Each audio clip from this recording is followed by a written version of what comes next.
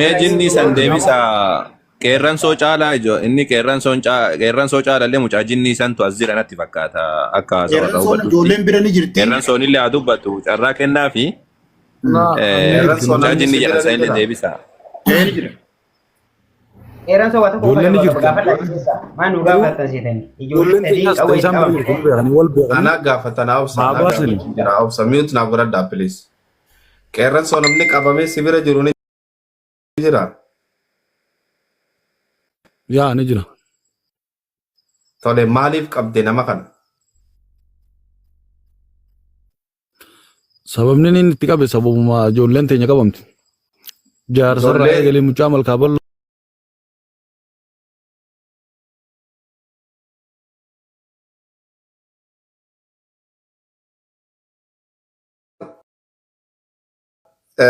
Qeerran soon nuti nama harkaa ni qabnaa je warra nama harkaa qabu san silkii dawwaltee nu dhageessisuu dandeessaa ammaati.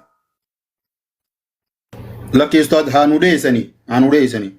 Silkii biraa harkaan qabu ila dawwalanii dhageessisuu osoo hin taane namni dhiyaateetuma kan biraa qabu gadhiisuudha. Araarri bu'aa jiraa miti. Hayyee nu dhiyeessi jookar dubbii karaa sanitti coofna nama san nu dhiyeessa.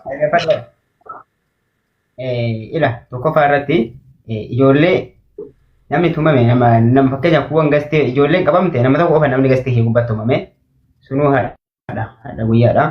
Kan gastee gubbaatti tumame sanii dhiyeessuu nan danda'a. Ammoo yookaan tagadhiifamtee jirtullee ijoolleen qabdee yookaan tumtee kaatee harkaan san gadhiifti. Tagadhiiftu ammoo ragaan jiraatuu danda'a. Dhuftee ragaa san nuu ibsuu dandeetti. Harargeenis akkasuma. Kaarsis akkasuma. Ka harargee gadhiifamee kaarsiin hafu beeka uummanni wanti isin hafu. Dhiifamee ragaa agarsiisanii gadi dhiifamne ammoo fidanii gadhiisan. Kanuma wanti jiru. Kanaaf ijoollee nama qabanii tuman sanii kan hargama harargee Jookar bakka tanatti si qabadha waan gootu. Jookar dirqama waan kana quban qabda. Eega quba qabaatte ijoollee tana tokko tokkoon beekuu dandeessa. Ijoollee mana kan keetiin reeban qofa osoo hin taane ijoollee kaanillee mana isaaniidha hin beekta waan kana keessa erga seenteeti amma nutu si barree kunoo isin barreemi akkanuma kunoo wayi nuti asiin dura isin arginee beekna amma immoo isin waan gootan ati ijoollee sanii itti bilbili amma kan kunoo bilbila baafadhuuti itti bilbili tokko tokkoon gadhiisisa ijoollee sanii nyaachisa obaasaati gadhiisisa qeerransalleen ijoolleen gamasilleen gadhiisisa ani akka yaadu takkanaa. Jookar ati nama ijoollee san qabee harkaan qabuun beeytu maati? Gasti fakkeenyaaf keessaanis beekuu dhabu TikTok isaanii ni beeka. TikTok isaanii ni beeka. TikTok sin gaafanne nama ijoollee san harkaa qabu wal qunnamtii wajjin haasoytuni sin beektu jechuudha. Nama hunda wal qunnamtiin qabu. Nama takkaa lama wal qunnamtii qabaachuu danda'a. Kaawwanii ammoo wal qunnamtiin qabu. Fakkeenyaaf namni gasti yoo seenee nama wayii agarsiisee tumee ka'ee baasee deema. TikTok isaatiin isa hordofee nama qabu san Jookar nadage hanga ammaa wanni irraatti haasa'u jirru ummata san bakka buuteetii beek. Okay? Ni beeka. Duba nama kana ni beeyta kun shakkiin hin jiru ijoollee san asirra nu dhiyeessi itti dawwali. Maara kana godha. Amma nama hundaan keessaa waliin beeku waan ta'eef boru tiktokota isaatiin dubbisee nama qabe. Fakkeenyaaf nama qabee ijoollee harargee. Amma nu laalu jira. Jookar amma nu laalu jira namni san. Okay, isin akkas taanaan isin fahamuu danda'u jala kana jiraatan seenanii ka qabu ka gadhiisee jiru ka biraa qabu gadhiisa. Ka biraa hin qabne ka gadhiisee jiru ragaa viidiyoo agarsiisee kun guyyaa kana gadhiise akkana gadhiise dheetiin himuu danda'a. Dhiisi viidiyoo Jookar wanni siin jechaa jiru ijoollee sanii wajji kominikeet niin qabanuun jechaa jirta ijoollee san hin beeku jechuun tun afaan lamaa miti Jookar. Hunda wajji dubbiin isin agartu kaa dubbiin dabsina ila ustaaz ila lagafadha. Ani nama hundaa wal qunnamtii hin qabu. Namni tokko gastii kiyya ol seenee nama tokko gastii kiyya tume yoo bu'ee tare ani TikTokii isaa arge malee messenjera isaati yoo kalaa kosa isaan qabu.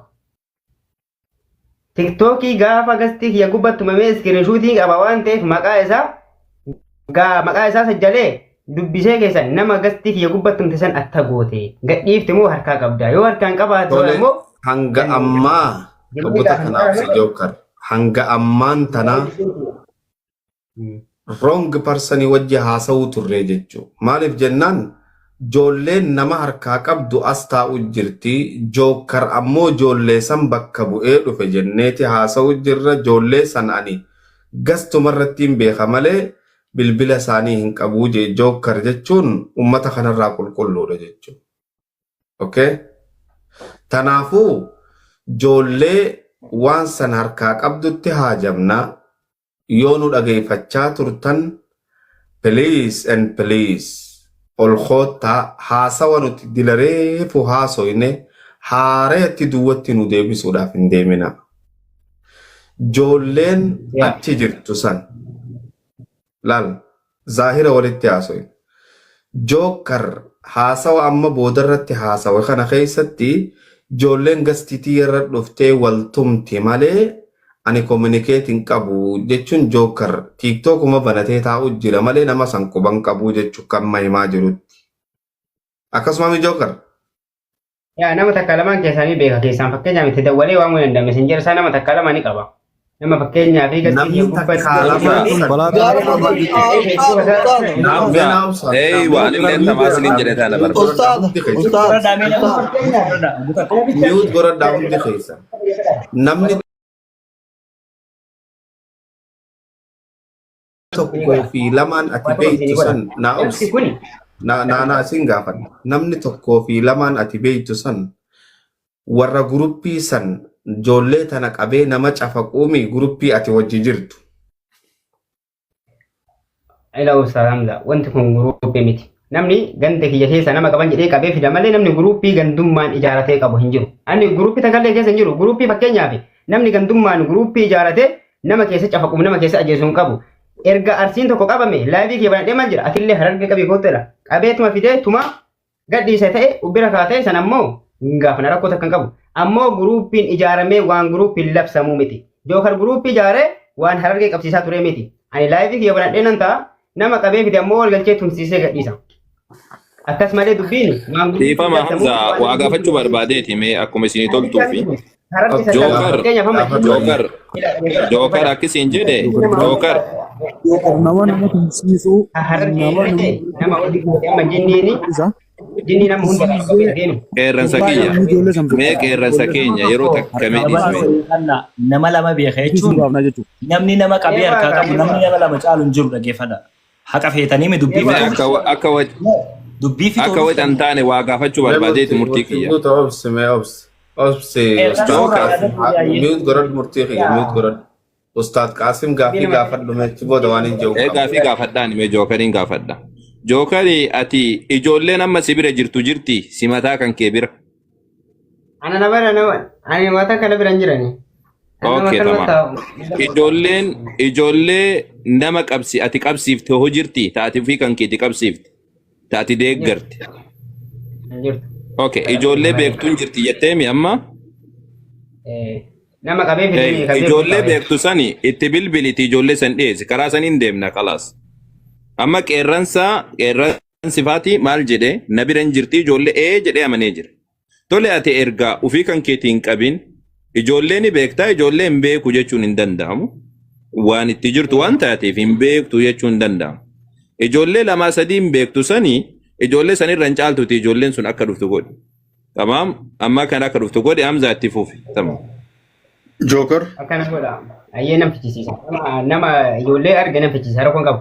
Tokkoffaa irratti qabaanii gara kiyyaatii fi qabaan isa wal fakkaatu. Qabaa kiyyaa fi meeqaa kanan dubbadha. Qabaa kiyyaa fi ka jinni wal fakkaata. Jinniin illee laayivii banatee ta'a raasama keessa namni qabee itti dhufa. Ka barbaade gastii isaa tumee ka barbaade gastii ufitti tumee deema. Qeerran sana ammoo warra waraanaati. Warra daangaa Yamanitti nama sadi qabe. Sadiin ufii ubbiraa qaba. Ka ammoo kiyya raasaa dhufanii gastii kiyyattumanii raasaa dhufanii qaban waan ta'eef qabaan kiyyaa fi qeerransa wal fakkaatu. Qabaan kiyyaa fi ka jinni wal fakkaata malee. Jinniin illee yoo fakkeenyaaf ijoollee arsii yoo xiqqaate nama aga shanii ga'e nama shan moojaayu. Jahanuu kan dhiheessu ta'e sa'aatii ammaa kana danda'ee kan gastii isaa irratti uumamee kan gastii ufii irratti uumanii hunda bakka bu'ee dhufeera waan ta'eef kan danda'ee yoo dhiyeessu yoo ta'e anillee nama barbaadee nama fakkeenyaaf hamma danda'e ni dhiyeessa. Innis ammoo hunda dhiyeessuu danda'a. Innis hunda dhiyeessuu hin danda'u. dhageessanii maaliifi gastiisaa gubbattu mama Isaatii miti kan teetu kan ni jedhu. dhaab ijoollee mucaa kana galgala kana tumaa jirtu quban qabdu ati Jookar.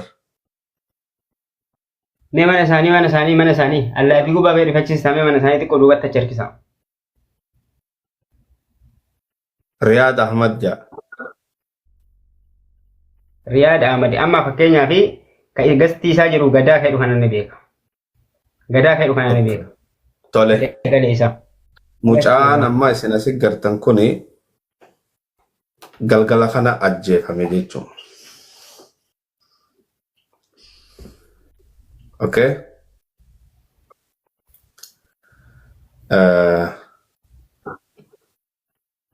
Kami firraa kaasan.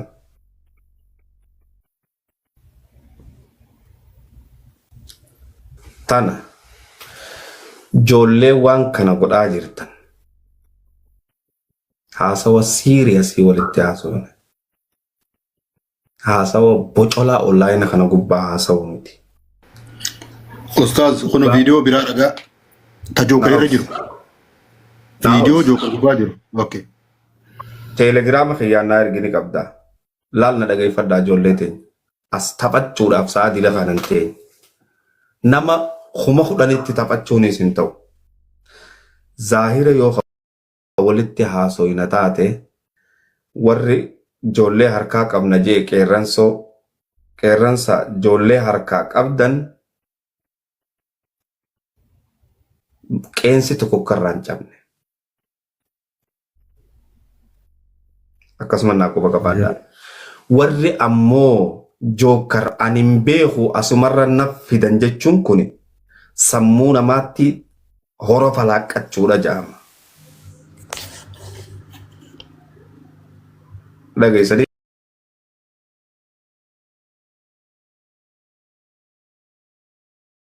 miti araaraaf deemnaa mijara keenya. Waan jiru dirree baafnee ijoollee achi jirtus gadhiif.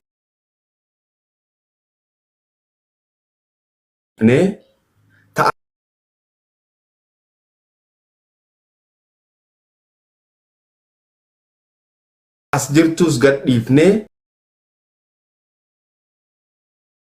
jaalala haa uummannu.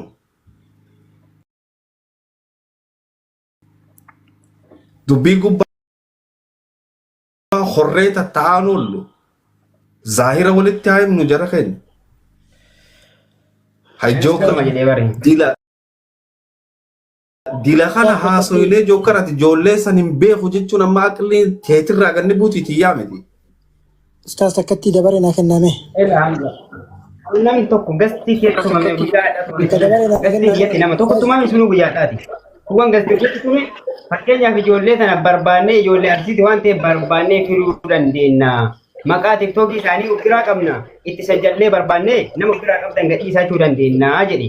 Kan gastii keessatti uumame nama tokko sanuu kan gastii kiyya fideetu sanuu anuu hin beeku. Jedhaa jira bara. Nama Okay. Abdii kumee dubbadhu. Waan jechuu barbaade adeemsa hangammaa deemamaa dhufee fi adeemsa